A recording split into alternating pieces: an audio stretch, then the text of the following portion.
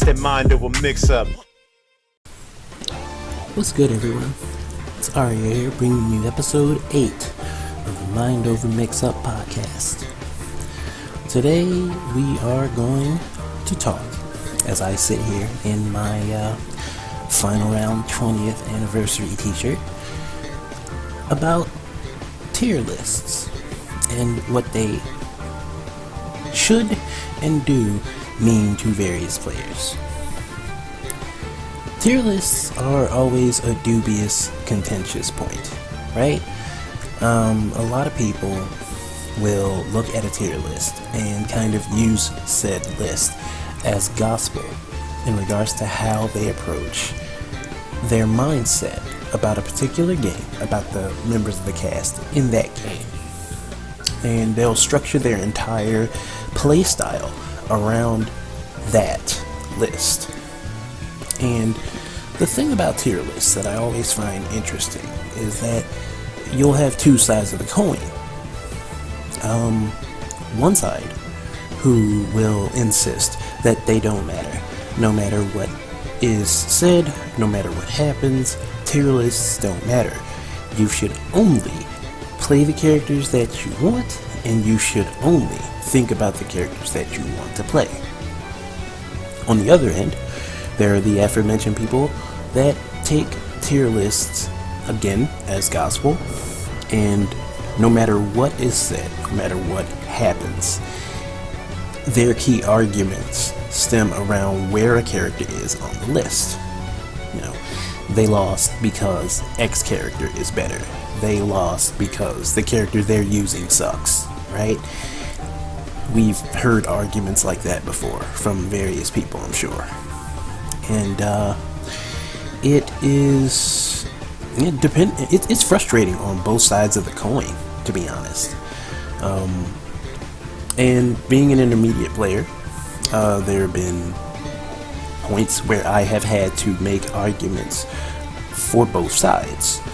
And I could see things about each side that, make sense. But ultimately, tier lists, matter. And they matter for the reasons that, people tend to contend against them. Tend to say that they don't.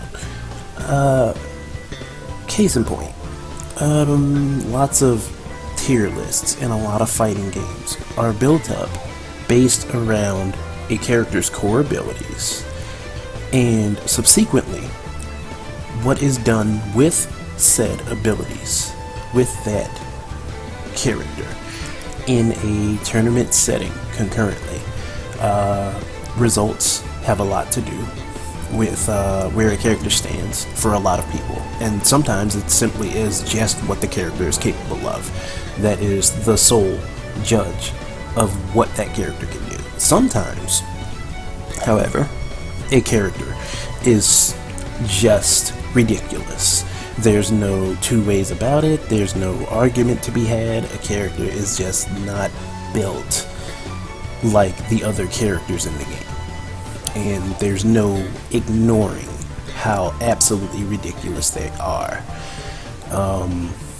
Akuma and Super Turbo, original Kokonoe and Blaze Blue are a couple that are really, really egregious, right? They stand out a lot.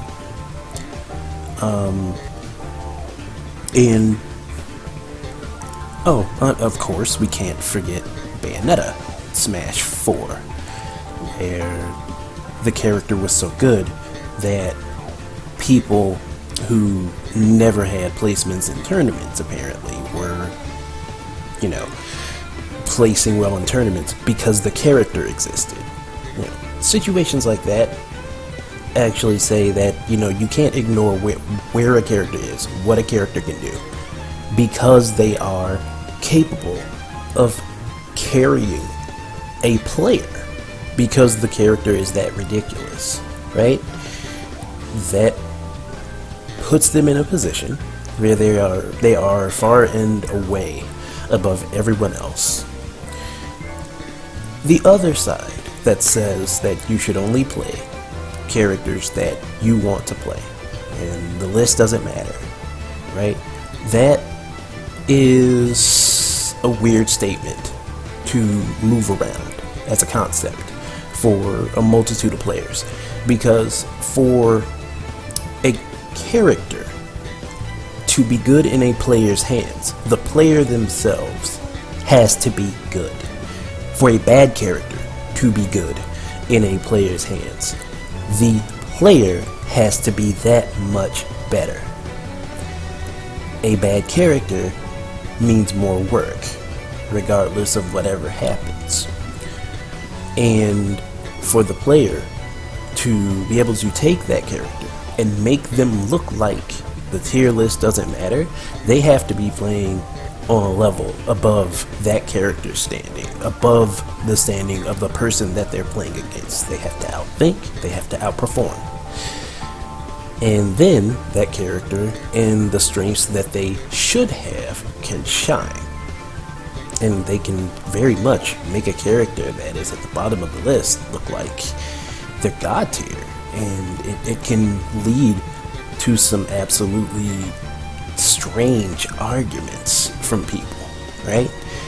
And that's the thing that a lot of people don't really take into account.